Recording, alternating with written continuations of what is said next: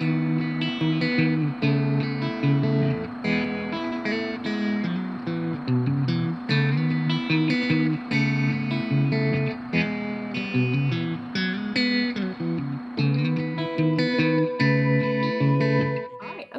so good morning and thanks everyone for coming to our final installment of the Small Ruminant Virtual Series. My name is Cassidy Dossin. I'm the Agriculture and Natural Resources Agent in Clay County. And today Kevin Korus and I are going to be talking about Cool-Season Forages for small ruminants. So I'm going to start off with how Cool-Season Forages can fit in your operation for small ruminants and some species options you have. And then Kevin's going to take it away with establishment. So with that, let's get started. Okay, so here in Florida, to set the scene, our pastures are dominated by Bahia grass and some Bermuda grass. So these are warm season perennial grasses, which are productive and providing forage during the warm season, which Florida gives for a nice long growing season. But when it does get cool, like it is this morning, for me at least, our pastures go dormant and livestock owners have to invest in hay, feed, and other supplements to get their animals through the winter. And so when you're storing these feedstuffs, you're bound to observe some losses there as well. And altogether, it can just be very costly. So where do cool-season forages fit in? So what are cool-season forages anyway? Cool-season forages are also called winter forages, are forage crops that are planted in the fall and are productive and provide forage for livestock during the winter, which nicely complements our warm season perennial pastures. Winter forages are higher in total digestible nutrients and crude protein than our summer grasses and hay, so there's some nutritional benefit there. There are a variety of species, which I will get into next, but ultimately using cool season forages can be cost effective if you manage them properly and are planning ahead. And it's also important to keep in mind that they depend a lot on how much rain we're going to be getting in the fall, so there is risk associated there as well. So first, I'm going to talk about the grass species for cool season forages, and next I'll get into the legumes. So for each species, I have some traits of that crop and the recommended varieties for Florida, but there's no reason to rush and write all this down or take detailed notes or anything like that, because I will give you some awesome resources where you can find all this information, and I'll put the links in the chat and I'll also show them to you when you get to the end here. So first, rye. Rye is a small grain that is most widely used for winter grazing. It's more cold tolerant than oats, usually produces more forage than oats and wheat, but still be cautious with rye because planting too early can lead to seedling diseases that will result in a decreased stand. And in Florida, the varieties we recommend are Florida 401, Kelly Grazer 3, Renza Bruzzi, and the late season producers, which are developed in Oklahoma, Bates, RS4, Elbon, Oaklawn, Matan, and Matan 2. And that Florida 401 is really early productive and can be used for early grazing. And so there is rye that is available that wasn't developed here. It was developed in the northern states. And this is going to produce little forage in late fall or early winter and tends to be severely damaged by leaf rust. So I might reiterate this several times, but definitely keep in mind the varieties that are recommended for the Southeast and for your area and try to stick to those. So wheat is next. It is another one that has some cold tolerance. It can be an option in North Florida. Wheat is known for being very palatable for grazers, but honestly, small ruminants don't seem to be very picky of cool season forages, so it's not something that you need to worry too much about. Wheat yields are typically similar to oats, so it's not usually as productive as rye, but it's still something that could work, and it can provide more forage later into the spring than oats and rye. So be sure that you're using a variety that's designed for grazing and not grain, and pay attention to that when you're purchasing seed. And those recommended varieties for around us are AGS 2024, AGS Grazol, Pioneer 26R10, and Dynagrow Plantation. So Triticale is a hybrid between wheat and rye. So it combines that forage quality of wheat with the disease resistance of rye. It does not tolerate closed grazing at all, so it might not be ideal for grazing on its own, but it can be used in mixtures. And it does work with ryegrass, which extends the growing season or the grazing season. So Triticale is well adapted to grow in the Southeast, but Like I said, there are varieties out there that aren't suited for Florida, so make sure you're paying attention to that. And Triticale 342, Triticale 1143, and Surge are all well adapted for us down here. Next is oat. Oat is another palatable small grain that is a cool season forage option, but beware of its intolerance for cold. So it might not be great in North Florida, and it has problems with crown rust. So even varieties considered crown rust resistant have had more instances of disease in recent years, like the Legend 567 and the Horizon 720. But when you're grazing oat, it does limit crown rust. So resistance is not always critical for a variety that you're using for grazing. And some of the varieties that tend to do better for forage are more susceptible to that crown rust, like the Horizon 306 and the Ramlaw 99016. And ryegrass. Ryegrass offers a really high quality forage crop for livestock, and it tolerates close continuous grazing, which is nice. It works really well in mixtures and extends the grazing season of those small grains later into the spring, and it can be successfully overseeded into perennial grass pastures. There are a ton of varieties of ryegrass, and I think it's 15 or so that are recommended for use here. So I'm not going to list all of those, but like I said, I will put those links and show you the resources so you will have access to all that. And next are the legumes. Legumes are higher in protein than grasses, and they fix nitrogen. So they can benefit the soil for your grass pastures if they're overseeded, and reduce the need for fertilizing in a mixed stand. To fix nitrogen, these legumes need to be planted with access to the right types of bacteria. So inoculated seeds are seeds that are coated in this nitrogen fixing bacteria to add it into the soil and make it available for those plants to use. Different legumes require different types of inoculants, so keep that in mind and make sure you're paying attention to what you need to do when you're planting. It's also important to note that legume dominant pastures, which are protein dense and highly digestible, there is a risk for bloat. So it's best to limit access to these pastures to maybe a few hours in the afternoon, and best practice to make sure seed blends are made up of no more than 50% legumes. So the first legume we're going to talk about is white clover. It's the most widely adapted forage legume in the state. It's a perennial, but it can act as an annual depending on the available moisture.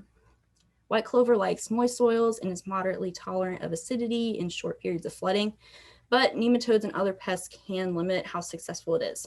Varieties recommended for Florida include Louisiana S1, Ocoee, which I think that is the one that's nematode resistant, Osceola, Regal Ladino, Regal Grays, and Durano, which is one that persists well under grazing. So red clover acts as an annual forage in Florida and does not reseed, but it can be valuable to North Florida producers because it has a long season of production. It's similar to white clover in needing that moist soil, but it does not tolerate flooding as well as white clover does. Recommended varieties for red clover are Barduro, Red Ace, Southern Belle, and Florida 2,4-D, which is resistant to 2,4-D herbicide. And crimson clover prefers well-drained soils and can be managed to naturally reseed. It does have an earlier and shorter grazing season, but that does make it a good match for planting in combination with winter grasses. So varieties for crimson clover are Dixie and AU Robin. Ball clover is adapted to a wide range of soil types and well adapted to Florida, but that doesn't mean it's very productive necessarily. And varieties for ball clover are Dawn and Grazers Select. And finally, the last legume is Berseem clover. Berseem is a fast growing and well adapted to many Florida soil types, but it still prefers those moister soils and it cannot tolerate drought. So it is a cold sensitive, and that makes it more suited for something in Central Florida, but it also has low bloat potential, so it can be desirable for that. Recommended varieties include Big B and Frosty. So that is all I have today. That's not an exhaustive list, but you can find the other varieties on these resources. But that's pretty much all the time I have too. So UF puts out a publication for recommended varieties that's updated every year. So definitely check that out. It has planting dates, rates, and more details on the varieties.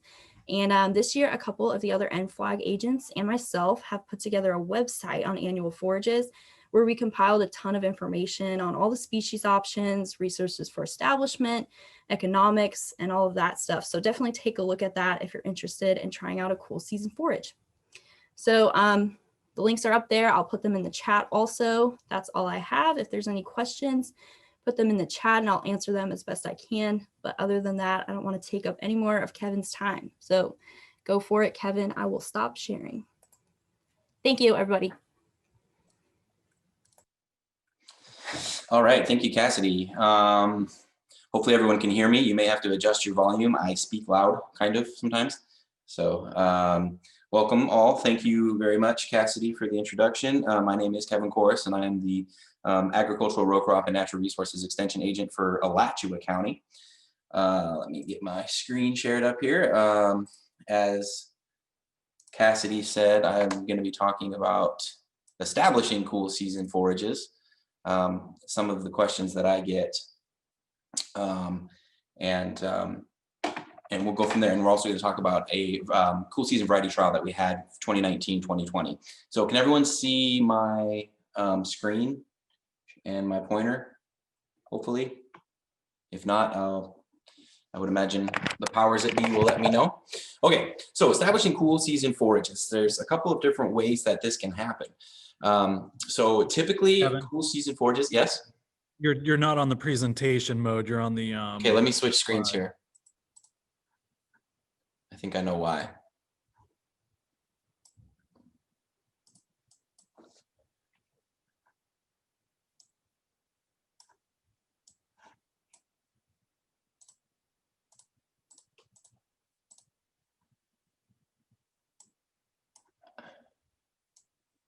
Try this again here.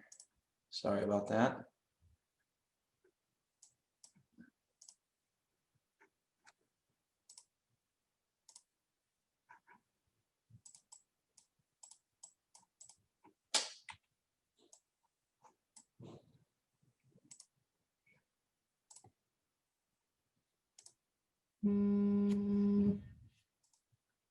Okay.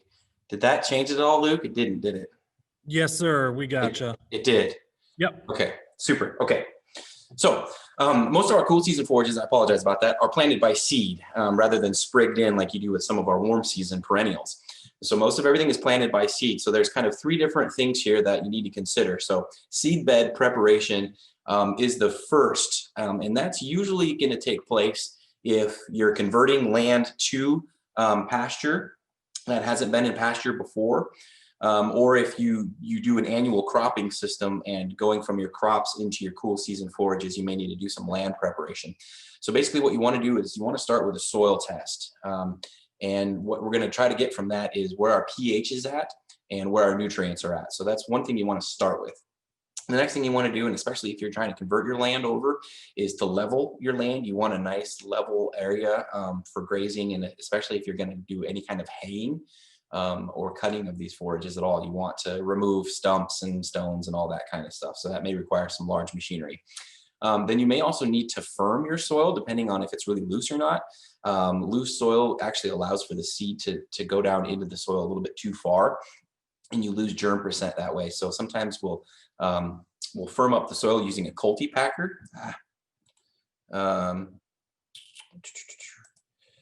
So that's just a picture of a cultipacker there. There's different types of cultipackers, but basically what it's doing is it's kind of taking that loose soil and packing it down a little bit. You don't want it too packed because then you have issues with the seed being able to push through the soil and all that, but you do want it a little bit packed so that you can kind of ensure a specific planting depth. And then of course you want to make sure that there's no weeds or any kind of residues on the surface of your seed bed. So you want to do weed removal either through burning or mowing or any other kind of practice grazing. You can stick your animals out there to graze first. So removing all that material first, especially if you're going to broadcast, okay? Now, if you have something like a no-till drill, so this takes us to our planting styles. If you have a no-till drill, seed bed preparation isn't quite as important because that no-till drill allows for the cultivation and then repacking of that soil as it's being seeded. So it kind of does your tillage, your packing, and your planting all in one. So No-till drilling is the preferred method for establishing cool season varieties if you have access to one. And then there are different types of fertilizer rates. I always get asked, do I need to fertilize my cool season forages? No, you don't have to, but if you do, it's going to respond. You are going to get more tonnage, greener plants and healthier plants for your animals to forage on. And I'm going to show you some A versus B, no fertilizer versus some fertilizer photos here. And you can get a really good visual on the amount of vegetative material that results from fertilizer. So what I want to share with you now is just a timeline for establishing cool season forages. So the first thing you want to do, as I mentioned, is conduct a soil test. And you want to do that early on, up to 6 months before actually planting. And there's a reason for that we'll get into. So you want to take your soil test, and mostly what you're paying attention to there is your pH. Because if you need to correct your pH, if it's too low and you need to add lime, or if it's too high and you need to add sulfur, that takes a while for the soil to actually respond to those treatments. Up to 6 months at sometimes. So you want to know where your pH is at well ahead of planting so you can correct it. If you have the correct soil pH, then the plants can take up the nutrients more effectively. If the pH is out of whack, then you can dump fertilizer on the plants and they won't use it. So add amendments to correct the soil pH. You'll notice I don't have any specific times on this timeline, but I'll show you why. So then eventually, this is going to happen maybe a few weeks to even a month before planting. You want to prepare the seed bed by leveling it, firming it, removing the weeds, et cetera, et cetera. And this may require several rounds of disking. You disc up the soil. It takes some of the weed seeds that were at the bottom of the soil, moves them to the top. They sprout, and then you can go in and disc them and kill them again. So it helps reduce your weed seed population. Okay, then eventually you plant. And so planting date depends on forage species being established. And I'm going to show a table here coming up on planting date for each given forage. And I'll give you a link to that document too, because it's a really handy little table to have. So basically, that's why I don't have any dates. So all the things that happen prior to planting depend on when you're going to plant. So usually planting of cool season forages is anywhere from mid-October to mid-November-ish. October, November. So this is probably happening October, November. So if you back up 6 months, that puts you at what, like May or June, you want to start seeing where your pH is at. Then 15 days after planting. So I'm going to use this acronym DAP a lot in this presentation. It just stands for days after planting. At 15 days after planting, we recommend going in there with about 30 pounds of to the acre of nitrogen. And that's going, you may need to add phosphorus or potassium or other nutrients too, but that's going to depend on your soil test result.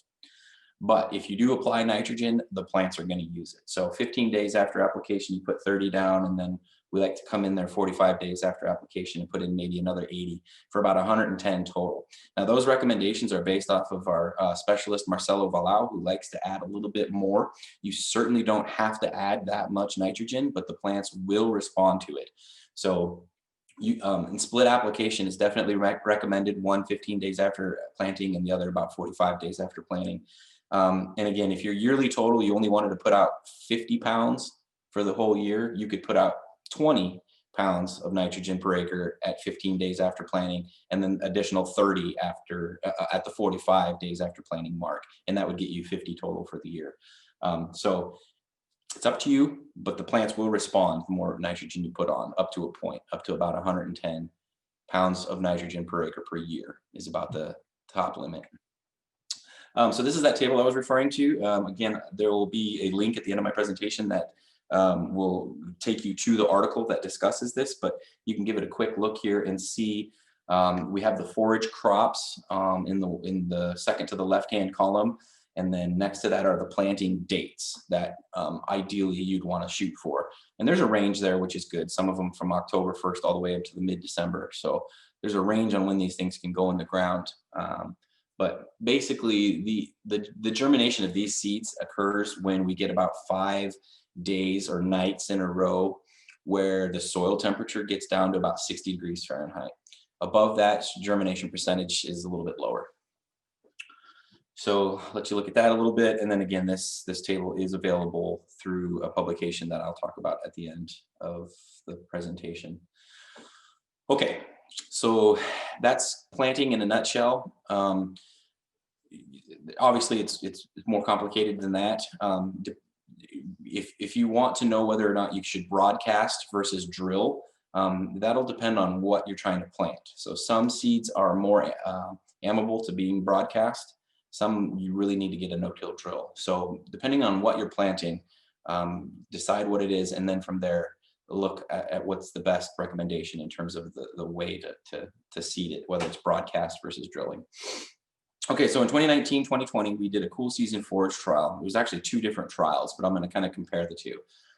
The first trial was, we had some seed through a grant, but that was about all the funding we had.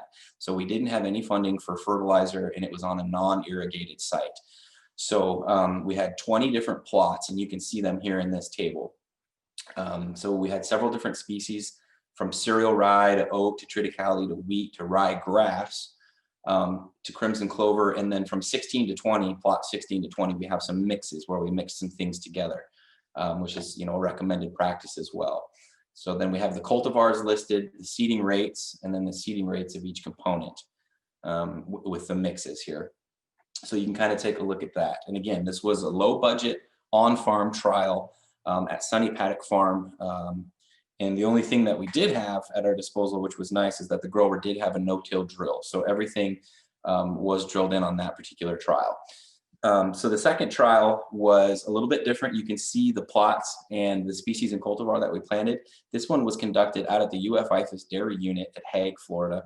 And we had a little bit more funding for this. So this is under irrigation, and this received the recommended fertilizer rates. So two different trials here. We're going to A-B them. Both trials were no-till drilled. This is the no-till drill that we used to do the on-farm trial. So this is our grower that we worked with at the Sunny Paddock Farm, which is by La Crosse, Florida. So you can see how it makes these nice little furrows and then kind of packs them over the top to ensure that seed soil contact that we need. So we had to, with every particular seed, we had to go in and recalibrate the machine to make sure we were getting the right amount of seed per acre down. So again, everything was no-till drilled in this particular trial. So this is the first trial, the on-farm trial that had little funding. So we planted this October 27th of 2019, which is about right. Good time to plant. And these pictures were taken about 75 days after planting. So this received no fertilizer, no irrigation. So you can kind of see the lines through this photo of the different variety trials that we have going on. And you'll notice that, you know, the production is relatively poor. It's not great. You know, there's a lot of space in there, a lot of soil showing, some weed issues. He also did 0 weed management, 0 herbicides or anything like that. And so that's what it's looking like about 75 days after planting. Not a whole lot of forage there. This is just a same day, 75 days after planting, just a different section of that trial. You can see here, I think that's the first cereal rye there, I think, standing up tall. Again, poor performance. However, later on in the season, this was on January 10th, I did receive a bag of fertilizer. And I had enough to fertilize about 1 acre of this on-farm trial plot. And so on January 10th, which was 75 days after planting this trial, I put out a 16-4-8 at 605 pounds per acre, which gave us about 97 pounds of nitrogen per acre, 24 pounds of phosphorus, and 48 pounds of potassium per acre. And you can kind of see from this picture the strip that I walked down with my little spreader where I put the fertilizer out. You can see on both sides, it yellows up and is shorter. And then right in the middle, it's nice and green and growing. So that's 97 pounds way later in the season than we would ever recommend. It was just, I had the fertilizer at my disposal, so I thought I'd put it out. So it makes a really good demonstration of how much more vegetative material will come about when you do end up fertilizing. So got 3.5 minutes left here. Okay. So now, compare and contrast. So everything I showed you up until this point was the on-farm trial, low budget, no fertilizer except that late fertilizer that you can see the band in. So now this is the dairy unit trial, and this looks like I put that text up there. This was photo was taken January 27th of 2020. which was, I believe, 65 days after planting. So we planted on November 23rd, this particular trial. So it was planted about a month later than the on-farm trial. I don't know if that makes a huge difference, but it was planted later. But it received 30 pounds of nitrogen per acre at 15 days after planting and 80 pounds of nitrogen per acre at 45 days after planting, which is closer to what we recommend. And you can just see the difference there in the forage quality, the dark green, the amount. There's no space there for soil hardly, and there's like 0 weeds. I think they may have done some herbicide treatments as well out at this particular site. So controlling weeds, adding fertilizer is definitely going to help increase your yield. This is just another picture. This is 97 days after planting. This is actually when we had our field day to show the plots. So you can see that, I mean, that's a good amount of forage out there. And this was after both the 15-day after planting and the 45-day after planting fertilizer applications. So that particular plot in that picture has about 110 pounds of nitrogen per acre on it. And again, tons of forage there. All right, so that's pretty much all I have on that. I do have some references. That first reference there, where Dr. Wallau is the first author, Forage Planting and Establishment Methods on Prepared Seedbed. That's where you're going to find that chart with planting dates for cool season forages. And then I also have a link there at the bottom that takes you to the IFAS EDIS, Electronic Data Information System, I think is what it stands for. And if you go to that particular link on the screen, that'll give you a whole bunch of different articles on establishing forages in Florida.